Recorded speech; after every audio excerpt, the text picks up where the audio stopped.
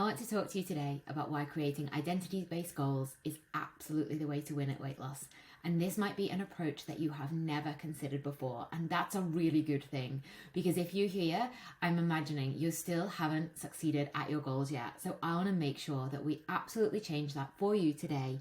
And from this point forward, you're really thinking about not just a number on the scales or ticking off a task, but about stepping into this amazing future version of yourself who has achieved all of your goals and feels amazing on a daily basis. So let's get stuck in. Okay, first of all, before we think about how to set goals, I want to just quickly talk over why our current goals fail us. So imagine this. You are working tirelessly to lose weight for a special event. Maybe it's a wedding, a holiday, a big thing, and you want to look your best. So you're eating well, you're exercising regularly, you're losing the pounds, but then the event happens and you feel great. But what happens next? Those old habits creep in. We can't maintain the intensity of what we were doing to achieve that look we wanted for that event, and soon the weight returns. And we all know this cycle is so frustrating and it's all too common. And this is what happens when we set an outcome goal. So an outcome goal is a goal focused on a specific result. For example, lose 20 pounds. And the problem with this, it's a temporary focus. It often leads to unsustainable habits. And so a really common example could be, like we just said, losing weight for an event and then regaining it afterwards. Now, the flip side of this is what I want to talk to you about today: identity-based goals. So identity-based goals are goals that focus on becoming a type of person with certain traits or habits. For example, someone who decides, I am a healthy person, right? So this focuses on long-term change. It fosters an intrinsic motivation. That's the motivation we get from making a good choice. So instead of thinking, oh, I have to go and do this exercise so I can lose 5 pounds, it's I get to do this exercise because it makes me feel really good. So an example of this could be identifying as someone who is a healthy eater rather than just dieting to lose weight. Okay, so let's think about creating long-term change and intrinsic motivation. So when we change our identity, we have to start small, because small actions add up to a big impact over time. So we want to focus on repeatedly performing small positive actions that gradually reinforce the identity we want to adopt. So let me put it to you this way. I bet you know somebody who is a runner. They wear their running kit, everybody knows they run, they take part in running competitions, they go running after work, they go running at the weekends, and they talk about being a runner. They never have to think, should I go for a run today? They are just like, I am a runner, therefore I will run. And that's what I want you to get to with your goals. I want you to think about that ideal version of yourself. Who is she and how do you become her? So you never have to think about this stuff. You automatically make the healthy choice. You automatically do the exercise. You automatically go to bed at the right time for you. You automatically wake up feeling fresh in the morning, because all of your small actions are enabling that to happen for you. So let's have an example. If you want to become a healthier person, we have to ask ourselves, what does a healthy person do that I don't currently do? And then we want to look to implement those actions, letting them accumulate, making them automatic and sustainable, thereby solidifying that new identity and stepping into that changed version of who you want to be. So even if we think back to our example of the runner, they were not always a runner. They made a decision to become a runner, and you can too. So why is this so empowering? Because this will give you the feeling of being in control of your own behaviors. And that's why it's so powerful, because you're choosing habits that align with your personal values, so therefore you're more likely to stick to them.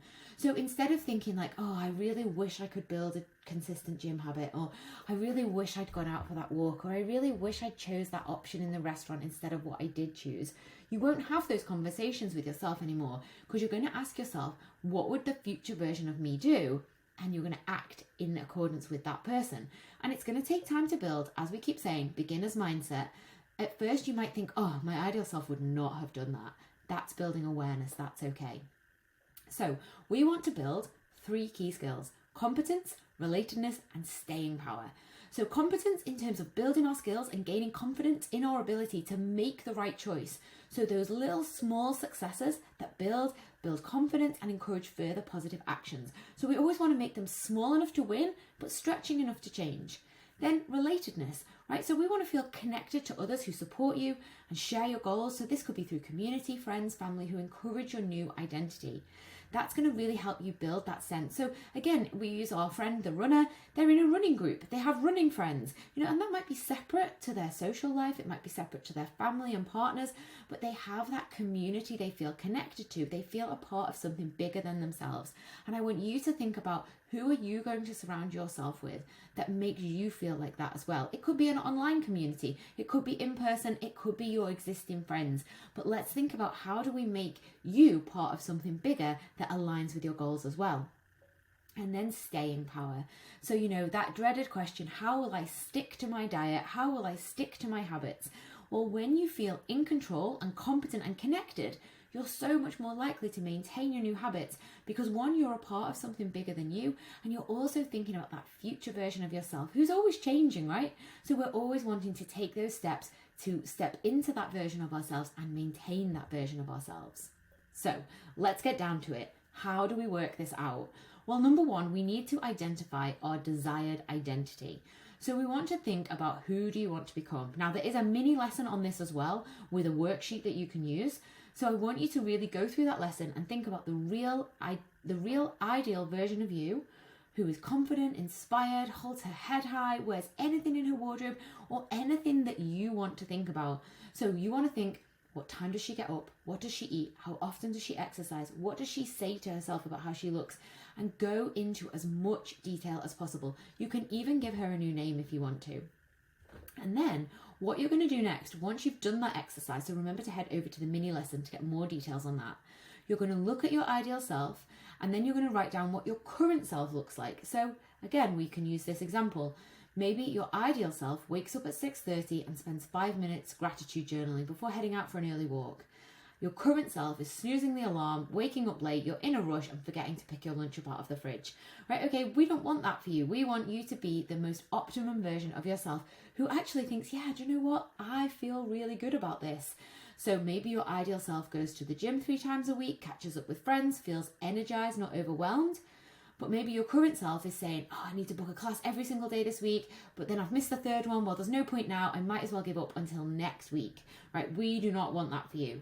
So we want to think about, how could you make small changes that have a big impact, and what changes can you identify for you?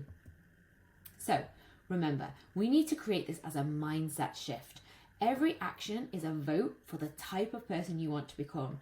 So if you think about right now, we are the sum of all of our choices. And if you want to be different, you have to choose differently. So you have to think, what would my future self do, and how could I take one step that brings me slightly closer to becoming that version of myself? So a couple of ideas. Choosing to go for a walk instead of watching television is a vote for becoming an active person. Focusing on progress, not perfection, and embracing the journey of our new self. And remember, don't fixate on the outcomes. Ask yourself, is what I'm doing worthwhile for my future health and happiness, not just a number on the scales? And that really helps you stay connected to that future identity. So remember, think about how good you feel, not just those numbers.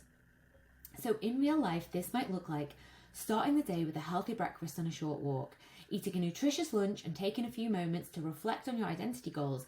Are you acting in a way that feels aligned? Then in the evening, maybe it's a relaxing activity that aligns with your new identity. Maybe your new identity is nowhere near as stressed as you are now, so you start looking for small ways to reduce your stress. Now, of course, some things in life we can't change, we have to accept, but we can always change how we're dealing with those emotions, and instead of turning to food, turning to ways to physically deal with them. So if we're feeling really stressed and we come home and eat a tub of ice cream, we're still going to be stressed, and we're probably going to be more stressed that we ate the tub of ice cream. However, if we think, do you know what? Physical activity is a way to get rid of stress. Dancing is a way to get rid of stress. Singing is a way to get rid of stress. Journaling is a way to get rid of stress. Addressing the actual problem rather than medicating with food. So then maybe this ideal version of yourself journals at night, reflects on their actions, and celebrates her wins for sure. So thinking about making it your identity. Now this is in the identity lesson as well.